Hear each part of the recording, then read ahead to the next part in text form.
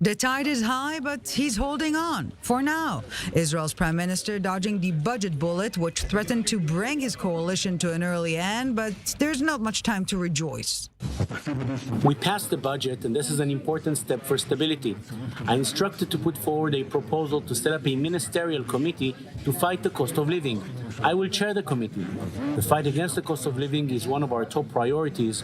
Working together, we will be able to do so.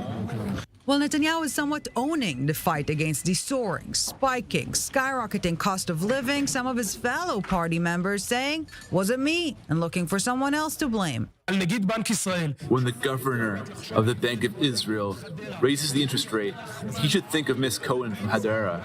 He should be more merciful. The governor is independent. He is pressing the trigger to raise the interest rate too quickly and hurts hundreds of thousands of families. But with one deadline off the hook, another is pressing. The proposed judicial overhaul is once more taking center stage. In just a bit over 2 weeks, Parliament will have to elect its 2 representatives to the Judicial Selection Committee, one of the hottest potatoes in the president-sponsored negotiations between coalition and opposition, meaning it's make it or break it time. And first cracks are beginning to show, not on the coalition side of the aisle. I praise the president for the temporary calm he managed to create, but no progress was made there. So how do we move forward?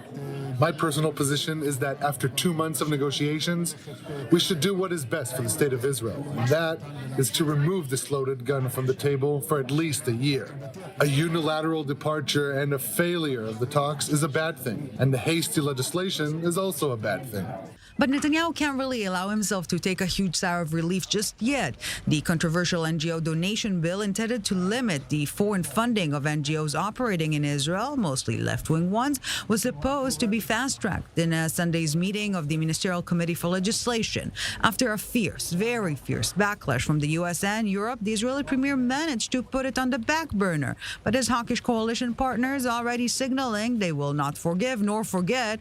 But for Netanyahu, who is still waiting for a much-desired White House invitation, tomorrow's problems are easier to deal with than today's.